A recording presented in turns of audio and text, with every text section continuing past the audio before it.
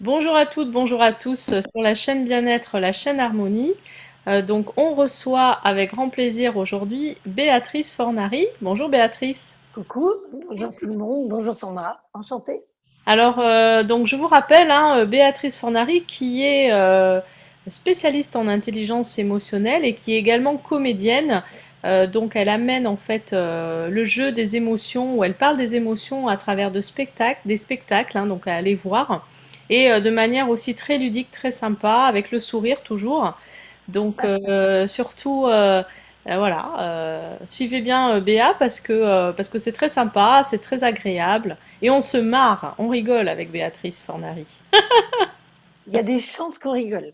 Bah, des fois, je suis un petit peu sérieuse, hein, je fais la maîtresse, mais il y a des chances qu'on rit, oui.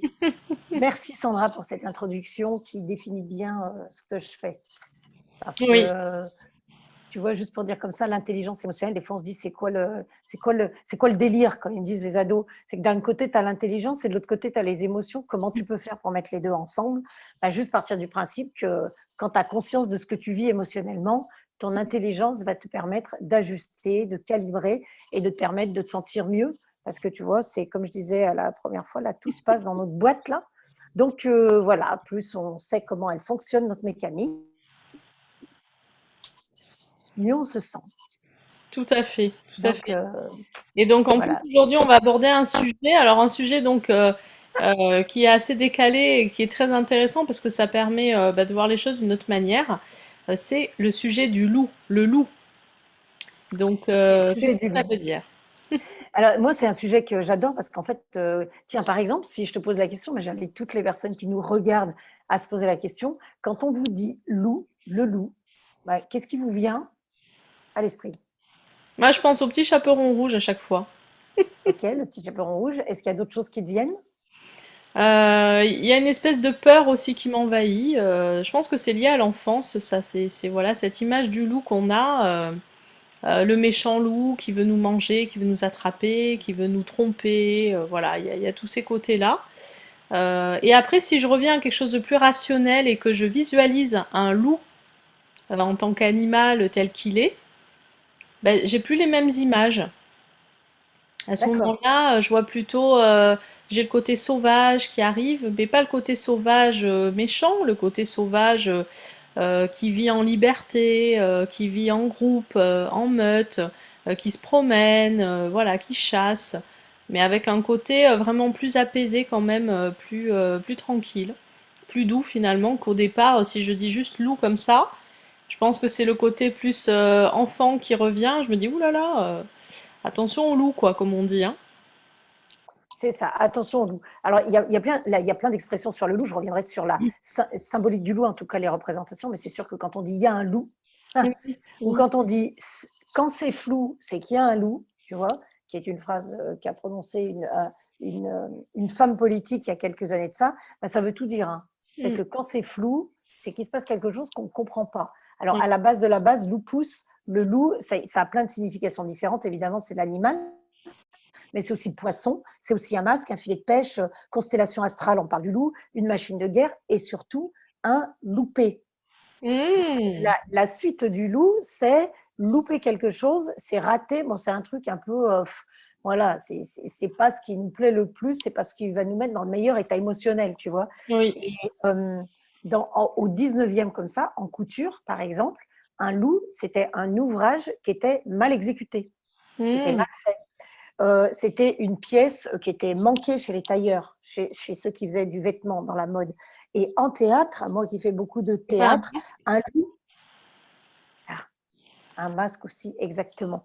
C'est ce que, eh ben, exactement. Bon, je rebondis tout de suite là-dessus, je parlerai du théâtre après. Le loup, c'est un masque. Mais non, mais parce que moi, j'ai réfléchi un petit peu comme ça. J'ai dit, regarde, dans la peur que ça nous procure, ou la crainte, ou l'appréhension, ou le questionnement qu'on a autour Mhm. du loup, quand on se dit que le loup est un masque, regarde, en ce moment, on se dit, il y a peut-être des loups qui se baladent autour de chez nous. Tu sais, le loup, quand on dit aux gens, non, mais lui, dans l'entreprise, c'est lui le loup, tu vois. C'est Oui, lui qui veut oui. faire le méchant, c'est lui qui veut dominer tout le monde, c'est lui Mhm. qui veut avoir le pouvoir. C'est souvent ce genre de petites choses qu'on dit là sur le loup. Mhm. Bon, alors, ce qui se passe, c'est qu'aujourd'hui, les loups, ils sont masqués. On est obligé, hein, crise sanitaire. Donc, les loups sont masqués. Alors, qu'on les reconnaît encore moins. Eh, ou pas. ou pas. Ça dépend de quelle manière on a développé notre intuition. Parce que le Mm, loup, c'est quand même très instinctif aussi. Alors, imagine-toi, le loup, c'est un masque. mm. Et aujourd'hui, tous les loups qu'on peut rencontrer autour de nous, ils sont masqués. Et oui. Ce qui pourrait vouloir dire, admettons Mm, ça, que s'ils avaient un autre style de masque, celui dont tu parles, mm, d'accord, le masque du loup peut mm. cacher le loup lui-même. Oui, Et ce qui voudrait dire que du coup, le loup est protégé par un loup, tu vois. Alors oui. pour savoir qui est qui, du coup, ça peut lancer de grandes histoires. Et moi, ce qui me plaît dans ce que tu as dit, c'est qu'il y a tout le côté imaginaire du loup et les représentations qu'on s'en fait, parce on nous a lu des histoires de loups quand on Et était oui. petit, Mm. peut-être même on a menacé avec le loup. C'est que si tu manges pas, si tu manges pas ton repas, tu vas dans le garage avec le loup, je te mets dans le placard avec le loup, c'est comme la sorcière, ce truc-là. Tu Oui. vois. On va pas Et là-bas parce qu'il y a un loup. En de fait, l'autre pour nous côté, il interdire y a la d'aller quelque représentation part. plus réelle. Mm. Et c'est ça, exactement. Et puis de l'autre côté, tu as la représentation un peu plus réelle où tu te dis, finalement, les documentaires que j'ai vus sur les loups, ou peut-être les livres que j'ai bouquinés là-dessus, ça me fait dire que le loup, il a aussi tout plein de qualités et on a plein de choses à apprendre de lui, bien différentes des représentations qu'on a pu nous mettre dans la tête. Mm. Moi, tu vois, émotionnellement, je fais toujours des statistiques comme ça. Quand je dis aux gens, je dis, OK, quel est l'animal, quand vous étiez petit, dont vous aviez le plus peur Mm. par rapport à tout ce qu'on vous a raconté à l'école? Mm. Parce que la loi de Pareto est respectée, 8 personnes sur 10, le 20-80, 8 personnes sur 10 me disent le loup. Et Lui, oui. il a la palme d'or, lui, au festival. Hein. C'est lui qui a gagné la médaille de l'animal le plus méchant. On ne sait pas pourquoi exactement. Enfin, il y a des tas de raisons qui nous l'expliquent, et puis tout le monde n'est pas d'accord, mais il a la palme du méchant. Quand on dit loup, les mots qui ressortent, c'est quoi? Danger, risque, méfiance, défiance, peur, comme tu as dit, grande dent. Quand on dit, Mm. lui, il a des grandes dents, il a Oui. les dents qui rayent le Il parquet. règle le C'est un, parfait. Mm. tu vois. Sa présence, elle est maléfique. Il Mm. dévore, il Mm. est terrifiant. Mm. C'est une menace. Ça peut être une menace. Je sais pas, est-ce qu'il y a d'autres choses qui te viennent? Après, ça me fait penser aussi à ce que tu dis, tu vois, il y a eu aussi des, comment dire, plus ou moins des mythes. On ne sait pas si c'est vrai, pas vrai. Je pense à la Bête de Gévaudan. Voilà, ça a été mis en film. La légende du cavalier sans tête avec l'histoire du loup derrière. Enfin voilà, il y a eu plein de choses comme ça aussi. Dans l'inconscient collectif, je pense que ça doit jouer parce que mythe ou réalité, on ne sait pas. Et donc, on imagine la bête féroce qui ressemble à un loup, qui a des dents acérées et qui court très vite et qui va dévorer n'importe qui, n'importe quoi. Enfin voilà. Et sans presque de, comment dire, de conscience ou le côté juste animal, instinctif d'aller manger, dévorer tout ce qui bouge, quoi. Donc je pense que ça, c'est aussi très présent dans l'inconscient collectif. Ça, c'est sûr que quand tu dis aux gens, dis-moi un animal. Et donc, exactement comme tu le dis, il y a cette espèce de maléfice qui est accroché à cette représentation du loup. C'est pour ça que dans certains mythes, légendes, contes, etc., on a ce qu'on appelle le loup-garou, celui qui Mhm. sort là les nuits de pleine lune, qui fait extrêmement peur, qui est tout à fait. Et c'est pas qu'il est terrifiant, c'est qu'il est abominable. Parce que on se dit, ça c'est sûr, il faut surtout pas que je sorte un jour de pleine lune. Et donc, le grand méchant loup. Et le grand méchant loup, dans les contes, on le retrouve souvent. Et il n'y a pas besoin. Voilà, les films dont tu parlais, qui montrent une image du loup, évidemment, la bête du Gévaudan, etc., qui montre une image du loup qui n'est pas tellement affable, tu vois, Mm, empathique. Tu n'as mm. pas vraiment envie d'être avec lui, quoi. Eh Non. bien, quand on regarde les premiers contes, maintenant, il y a des histoires de loup où le loup, on lui donne une autre image. Mais quand tu lis Les Trois Petits Cochons, quand tu lis, comme Oui. tu le disais, ah bah tiens, ça me fait penser au petit chaperon rouge, l'autre il dévore quand même la grand-mère. Quand tu lis ces histoires-là, les enfants, le loup, tu vois, c'est pas un kiff de rencontrer le loup. Et Non. d'ailleurs, quand les enfants te disent, Mm. j'aimerais bien rencontrer le loup, nous les adultes, émotionnellement, ça nous semble tellement bizarre d'entendre ça qu'on dit, cet enfant est psychopathe, tu vois, parce que, Oui. ouais, c'est vrai, parce que c'est pas normal d'avoir envie de rencontrer le loup. Le loup, Mm. il est méchant, et nous, il faut qu'on soit gentil, tu vois, c'est qu'il Oui, y a les oui. gentils ou les méchants. Mm. Mm. Et, et, et quand je lis l'histoire des trois petits cochons, moi, si je me décentre un petit peu et que je me mets sur le volet émotionnel, je me dis, regarde ce qui se passe. Mm. Ils construisent chacun leur maison, d'accord. Et puis, le loup arrive et souffle. Et les deux maisons qui tombent, celle en paille et celle en terre, ok, et celles qui sont détruites, eh bien, c'est des maisons pour lesquelles les petits cochons en question, soit ils étaient allés vite fait, ils étaient un peu restés sur le superficiel, ils n'avaient peut-être pas bien réfléchi à ce qu'ils peuvent choisir, ils n'avaient peut-être pas imaginé tous les risques dans la gestion du risque. Et du coup, qu'est-ce qui s'est passé? C'est que leur fondation n'était pas suffisamment solide. Donc, Oui. en fait, moi, je me dis, si on se descend de ça, on se dit, si ma maison, elle est fragile, ben, je vais plus me faire bousculer Mm. que si mes fondations sont solides et que là, quel que soit le loup qui m'arrive dans ma vie, que ce soit Oui. un événement, une situation ou une personne, eh bien, ça aura beaucoup moins de prise sur moi, en fait, parce que j'aurai des fondations solides. Je Mm. saurai ce qui se passe pour moi émotionnellement, ce que je suis en train de vivre, et je pourrai m'adapter, je pourrai calibrer, voilà,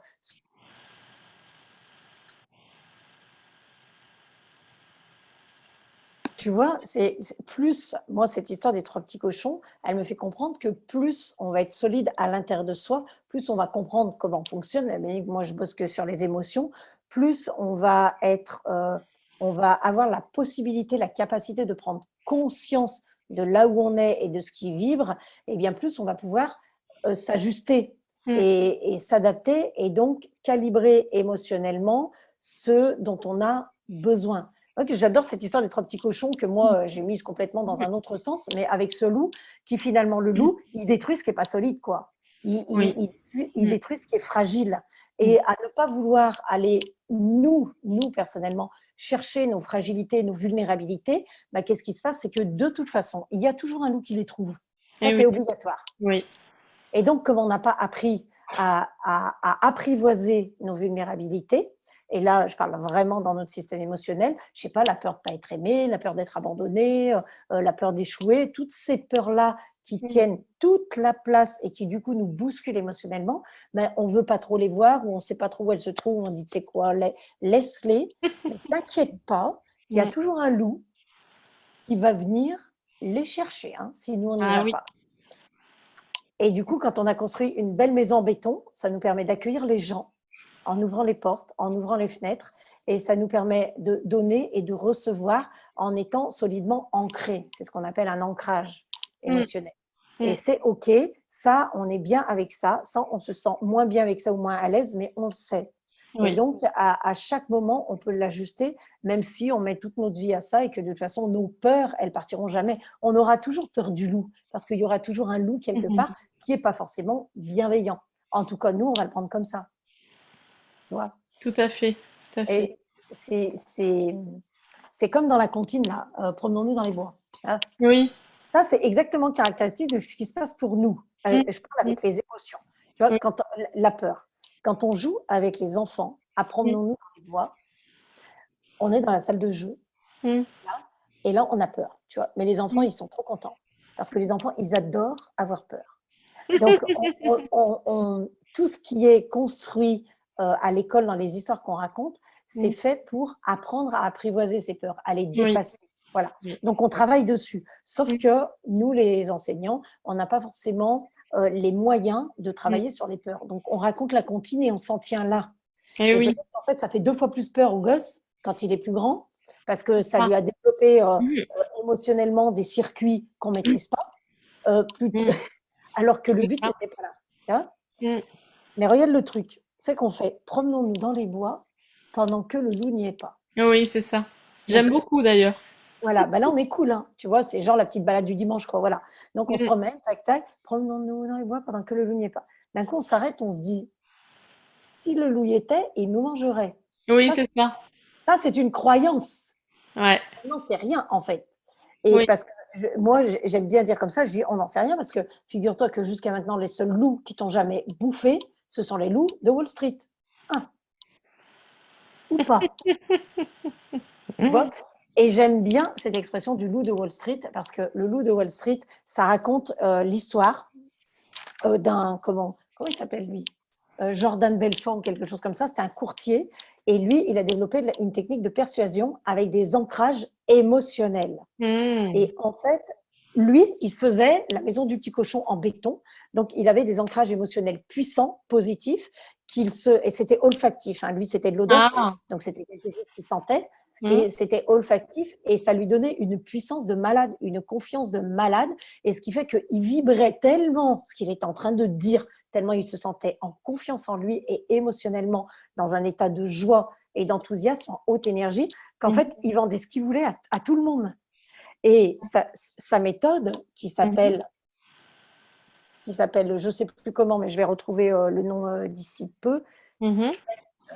straight line ou quelque chose comme ça, c'est Mmh. une méthode très structurée où il Oui. apprend aux gens comment, avec les ancrages émotionnels, tu peux persuader l'autre parce que ta pleine puissance, elle va tellement t'ancrer et t'aligner Mmh. entre ce Mmh. qui se passe là-haut et ce qui se passe en bas que Mmh. tu vas comprendre les besoins de l'autre et que finalement l'autre, même s'il n'a pas besoin de ton produit, il va quand même l'acheter. Oui. Tu vois? Alors, il y en a qui vont dire, ah, mais c'est de la manipulation, machin. C'est juste que émotionnellement, la personne, elle est ancrée en elle C'est et que ça. là, elle s'est trouvé quelque chose qui la rend puissante. Mmh. Après, l'histoire de la manipulation qui peut être subversive ou pas, évidemment, ça dépend de notre intention, mais ça marche pour tout. Quand tu Mmh. achètes un marteau, eh bien, si tu as une bonne intention, tu plantes un clou, tu poses un cadre. Si tu as une mauvaise intention, tu tues ton voisin avec. Tu vois? Alors ça marche C'est ça. absolument. Bien sûr. Et c'est pour ça que le loup de Wall Street, j'aime bien cette expression, parce que cette personne que l'on prend pour un loup, il vient, dans son discours, combler une de nos frustrations. Mmh. Parce que ce loup, il arrive à percevoir notre besoin, celui que nous-mêmes, on n'avait pas réussi à percevoir. Ah, c'est intéressant C'est ça. très intéressant parce que Mmh. c'est une personne qui émotionnellement est dans quelque chose de positif, une good vibes, et Oui. il est face à nous. Et si on est aussi dans une good vibes, on va pouvoir échanger avec la personne et Ouais. du coup, il va se construire quelque chose de très nourrissant, qu'on Mmh. lui achète le produit ou pas. Mais nous, si on est dans notre maison de paille ou de terre là-bas et qu'on n'a pas des fondations très solides et qu'on a en face de nous quelqu'un qui pourrait être Mmh. malveillant, c'est là où on ne va pas se méfier. Et Et c'est oui. là où on va dire, mais tu sais que lui, c'est vraiment un loup. Ouais. Mais l'homme est un loup pour l'homme. Oui. Ah oui. Donc, si le loup qui est en face de toi, il raisonne et que Mmh. finalement, il te soumet à avoir tel comportement, à prendre telle décision, Mmh. etc., c'est qu'à un moment donné, quel loup, toi, tu nourris en toi? Exactement. En fait, c'est un révélateur. Oui, complètement. Tu sais Mmh. que j'aime bien cette expression du loup de Wall Street et ce film dans lequel on voit un personnage totalement odieux Mmh. et qu'on a juste envie d'exploser, quoi. Et en fait, si encore à nouveau, si on prend un peu de recul et qu'on se met en méta et qu'on regarde les choses différemment, eh bien, de quoi nous parle ce courtier-là Mmh. qui, en fait, tous les commerciaux qu'il a embauchés dans sa boutique, ils ont réussi, mais de manière phénoménale. Ça ne veut pas dire qu'il n'y a que l'argent qui compte, il n'y a que les Oui. apparences qui comptent, pas du tout, mais justement, lui, il est loin de travailler avec les apparences. Il travaille avec l'antre de lui-même parce qu'il a compris ce qu'il mettait bien émotionnellement, ce loup-là, et puis, eh Mmh. bien, il envoie ça aux autres. Et il construit les gens de la même manière. Et finalement, on est dans un loup positif là.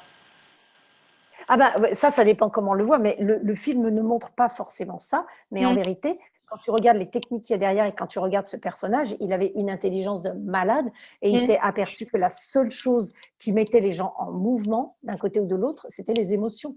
Mmh. Ça s'appelle l'homo emoticus, tu vois.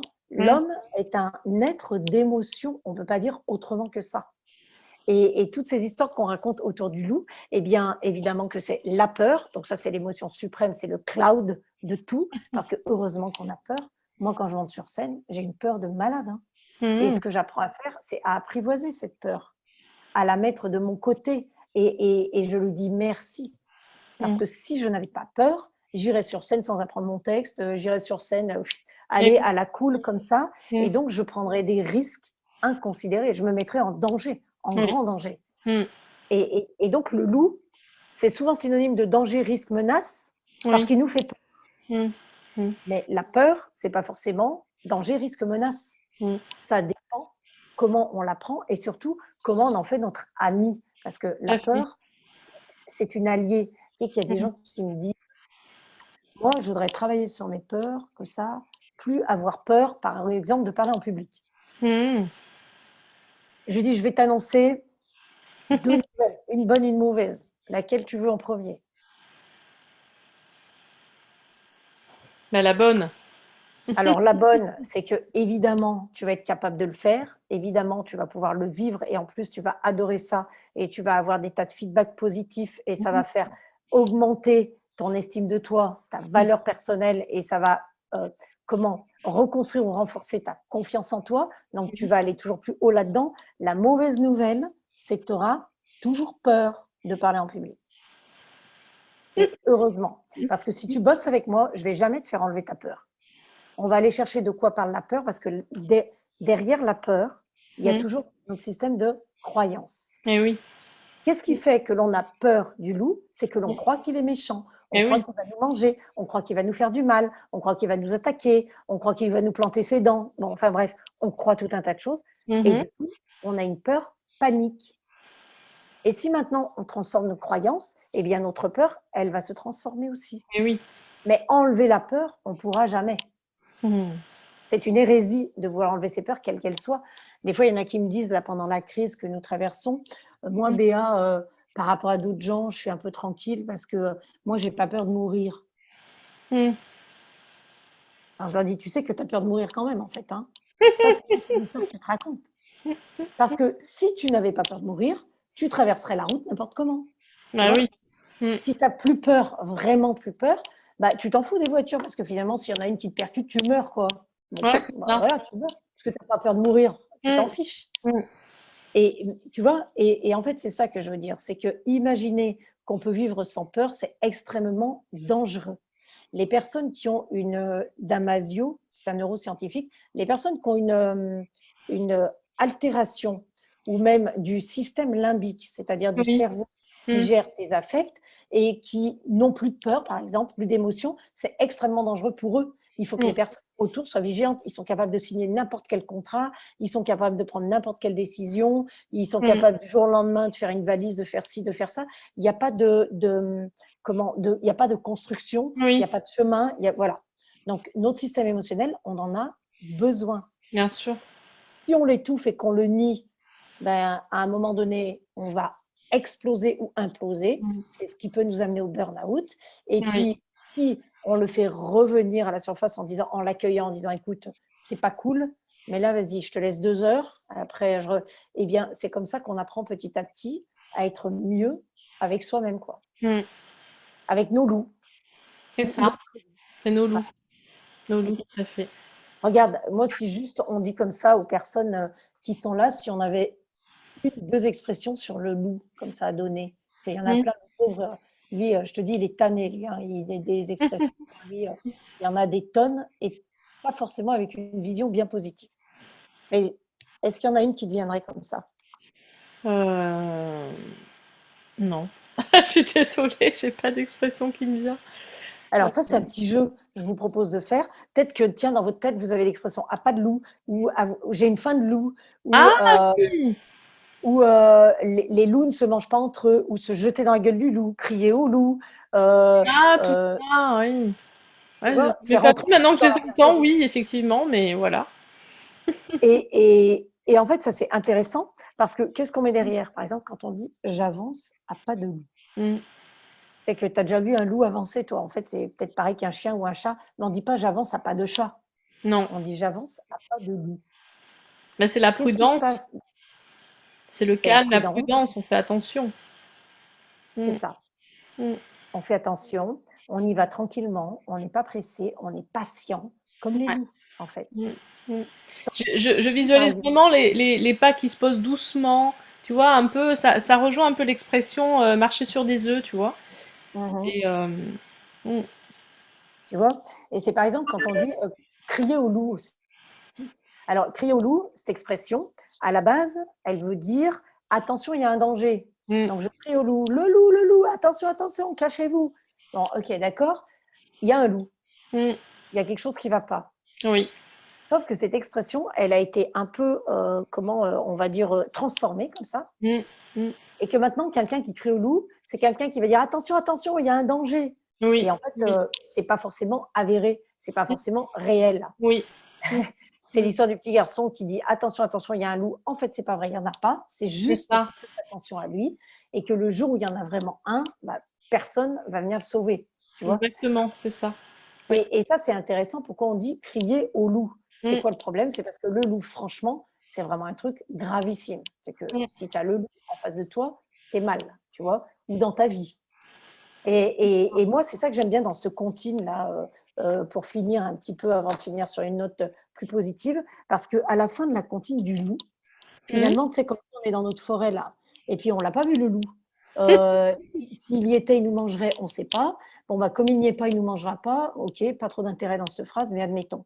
Sauf que on est dans notre forêt et que maintenant qu'on est venu dans notre forêt, on ne va pas en rester là, tu vois, parce Mm. que le goût de la balade est limité. Nous, on a surtout le goût du challenge.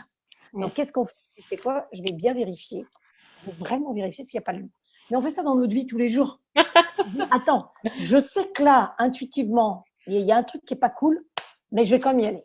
J'y vais pour vérifier, tu vois. Ouais, Bon, au bout du ouais. bout, évidemment, on avait souvent raison. Donc là, qu'est-ce qui se passe à la cantine? On pose des questions. Loup, y es-tu? Évidemment, il ne nous répond pas. Mm. M'entends-tu? Bah, il ne M'entends. nous répond toujours pas. Oui, oui. Et à la fin, on dit, que fais-tu? Que Et là, on est fais-tu? sur le faire. Ouais, Comme ce ouais. qu'on fait tous dans la vie, on fait pour obtenir, et on va très rarement voir l'être. Et que Mm. fais-tu? Bon, là, à ce moment-là, si je peux me permettre, ce qu'on loup, il répond. Ça veut dire qu'il a toujours été là, lui, hein, Eh oui, bah par oui. rapport à ce que nous disait la comptine. Mm. Et là, il nous dit quoi, le loup? Il dit, je mets ma culotte. Le truc improbable. Parce que franchement, il fait quoi le loup à mettre sa culotte? Tu vois? Voilà. Mais nous, on raconte la comptine, mais ça ne nous étonne pas. Je mets ma culotte. Tu dis, mais enfin, c'est quoi? D'ailleurs, qu'est-ce qu'il faisait sans culotte, du coup, s'il la met? Enfin, tu vois, et tu poses plein de questions. Qui lui a retiré sa culotte? Il se passe quoi avec cette histoire de culotte du loup? Mm. Mm. Et, et c'est ça l'improbabilité du loup dans nos vies. Mais moi, ce que j'aime dans la morale que je crée de cette comptine, c'est que si à un moment donné, après nous avoir fait croire qu'il n'était pas là, le loup, mais Oui. si à un moment donné, il sort du bois avec sa culotte, donc tout habillé, parce qu'après il met ses chaussettes, il met tout. Hein. Donc s'il sort du bois tout habillé, Mm. ça veut probablement dire que nous tous, nous avons des loups dans notre environnement. Eh oui. Et ça veut double probablement dire que la peur, elle n'est pas forcément là où on croit qu'elle est. Ah, c'est intéressant comme morale de l'histoire, ça.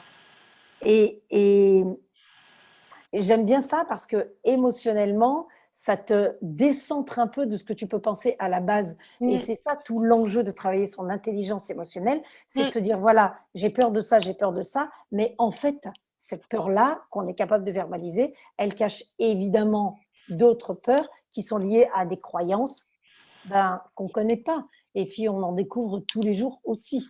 Mais c'est une approche différente, mais qui nous permet de nous dire, écoute, finalement, le loup, il sort tout habillé, c'est chelou, hein, c'est relou même. Hein, tu vois.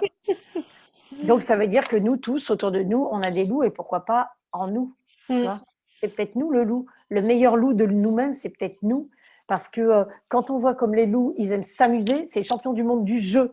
Pour eux, le jeu égale apprentissage, égale entraînement, égale expérience. C'est Mm. du plaisir, de la plénitude. Le loup vit dans le jeu et Mm. comme il vit en meute, il n'a aucune conscience, il a conscience, mais il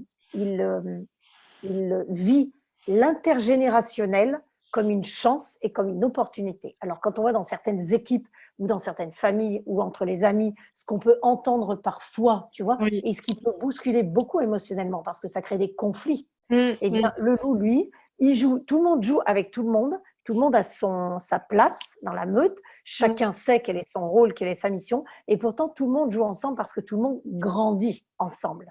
Et souvent, à cracher sur ce loup qui nous fait peur et tout ça, ça pourrait être intéressant d'observer sa façon de vivre Mm. exactement comme tu le disais au début, et de se rendre compte que c'est un animal extrêmement solidaire. Est-ce qu'on, Oui. si on était aussi solidaire que le loup, comment tournerait le monde en fait? Si on était aussi digne que le loup, aussi courageux que le loup, aussi bienveillant, parce que le loup, il veille, chaque loup veillent les uns sur les autres. Mm. Ils sont d'une coopération à toute épreuve. Ils fédèrent leur groupe, en fait. Et donc, cette sagesse de l'âge et de ce qui est vécu entre eux, quel que soit leur rang, Mm. ça développe un, quelque chose qu'on recherche chez nous beaucoup, parce que c'est là que deviennent tous les problèmes du monde, c'est l'art de la communication. Un loup, il sait extrêmement bien communiquer avec son non-verbal. Je vous invite à lire des ouvrages là-dessus parce que c'est incroyable d'apprentissage. Et ses Mm. pattes, il mordit les oreilles, les machins, il se frotte et tout ça. Et son cri au loup, et c'est une technique de communication, soit pour dire qu'il est en danger, soit pour dire où es-tu, on t'a perdu. Donc, rejoins-nous, il faut qu'on vienne te chercher. Soit évidemment les parades amoureuses, Mm. mais le loup a un champ Mm. et des comportements qui développent la confiance. Donc, il y a un rapport de confiance entre les loups indéboulonnable, en fait, indestructible. C'est un animal absolument non violent. C'est le champion du monde de la non-violence. Le loup, il nous attaque si on l'attaque, parce qu'il faut qu'il protège son clan. Mm. Donc, il nous attaque si on l'attaque, et il attaque quand il a faim. Mm. Donc, s'il n'a plus rien à manger dans la forêt, il va aller dans la bergerie. Eh oui. Mm. Tu vois. Et Donc donc, moi, finalement, en fait, on devrait prendre exemple du loup et non pas le craindre, au final. C'est un nouvel angle de vue sur le loup qui est intéressant.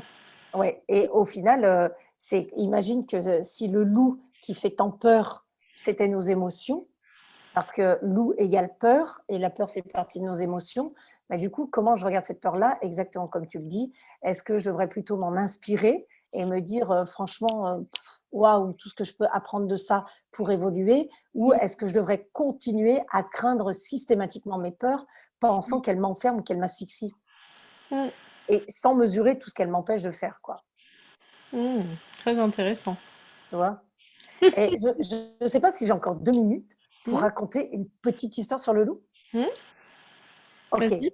Alors, c'est une fable amérindienne qui est assez connue d'Amérique du Sud, mais elle me plaît beaucoup sur le loup. Et juste pour finir, de changer peut-être encore différemment de perception. Donc, c'est un soir, c'est un vieil Indien Cherokee qui raconte à son petit-fils une histoire, l'histoire de la bataille intérieure qui existe chez les gens. Ok. Donc, la bataille qu'on se livre de nous-mêmes à nous-mêmes. Et il dit à son petit-fils, il dit, tu sais, à l'intérieur de chacun d'entre nous, il y a une bataille entre deux loups. Et Mm. ça, c'est chez tout le monde. Donc, il y a un des loups qui a plutôt quelque chose de négatif et de malveillant. Et du coup, ce loup-là, il vit beaucoup de colère, beaucoup d'envie, beaucoup de jalousie, de tristesse, tu vois, beaucoup de regrets, d'avidité, d'arrogance, de rejet, d'infériorité, de mensonge, de supériorité. Ça, c'est le loup qui est plutôt dans notre obscurité, dans notre ombre. Et Mm. puis, on a un autre loup qui est plus en lumière, qui est plutôt positif, qui est plutôt du côté de la bienveillance. Alors, lui, c'est la joie. Lui, c'est la paix, lui, c'est l'amour, c'est l'espoir, la sérénité, l'humilité, tout ce qu'on aimerait vivre, la gentillesse, l'empathie, la générosité, la vérité, la foi. Et il dit, tu vois, ces deux loups-là, ils vivent en chacun de nous. Et Mm. là, le petit le regarde et lui dit, mais en fait, si c'est une bataille, ces deux loups, lequel gagne? Et là, le grand-père lui répond, mais tu sais, celui qui gagne entre le bien et le mal, entre le négatif et le positif, c'est celui que tu nourris le plus. Mm. J'aime bien finir mes histoires de loups par cette petite fable parce que c'est encore une autre approche et se dire que qui est un loup pour qui, quel loup se cache en nous, parce que je pense qu'en chacun d'entre nous se cache un loup, Mm. et qu'est-ce qu'on a à gagner de ça, parce que, et si là l'histoire nous raconte, il y a deux loups, si il y a une bataille entre ces deux loups, comment on peut les réconcilier et leur apporter à manger à chacun, mais surtout nourrir ce que l'on a envie de partager le plus et de vivre le plus. Ouais, Donc voilà. c'est super intéressant. Puis finalement, c'est trouver cet équilibre entre les parties de nous et de ce que nous sommes aussi et qu'est-ce que je valorise le plus, qu'est-ce que je mets le plus en avant et qu'est-ce que je vais travailler pour essayer de calmer et en même temps vivre parce qu'une émotion ça se vit et Mhm. puis voilà. Exactement. Donc Formidable. voilà, cette petite, comme tu disais, cette interview décalée autour d'un moment sur le loup. Mais moi, ça me parle toujours beaucoup, ces différents personnages qu'on a traversés quand on était petit et qu'on continue de traverser sur nos chemins de vie avec d'autres idées sur les loups. Oh là là, il y a des tas de loups autour de nous, c'est des gens qui sont malveillants et tout ça. Et ça me plaît toujours de montrer que c'est exactement la même chose que notre croyance sur les émotions. On peut rien y faire, il n'y a qu'une manière de voir les choses. Et de toute façon, les émotions, je les ai montrées quand j'étais petit, ça m'a porté préjudice, je ne veux plus en entendre parler. Ou qu'à l'inverse, eh bien, j'ai des émotions qui m'envahissent tellement que je ne veux plus les entendre. Des émotions de colère ou de tristesse, et laisse tomber, j'en ai marre de pleurer, je ne veux plus entendre ça. Hmm. Aussi d'autres manières de les vivre, comme le loup. Non, mais c'est super en tout cas. Merci beaucoup Béatrice. Merci Béa pour tout ça. Et puis donc n'hésitez pas à suivre Béatrice Fornari donc sur notre chaîne surtout. Vous avez vu un petit peu, c'est très agréable, c'est très sympa, c'est très ludique. Et donc à très bientôt Béa. Eh bien, écoute, à très bientôt. Merci Sandra. À très bientôt tout le monde aussi pour une nouvelle interview, une nouvelle chronique avec un immense plaisir. Et puis ma petite phrase de fin tout le temps, c'est souriez, vous êtes filmé. Vous ne savez pas par qui. Soyez certain que l'univers, lui, le sait. Merci, merci Béa, à bientôt. Au revoir à tous.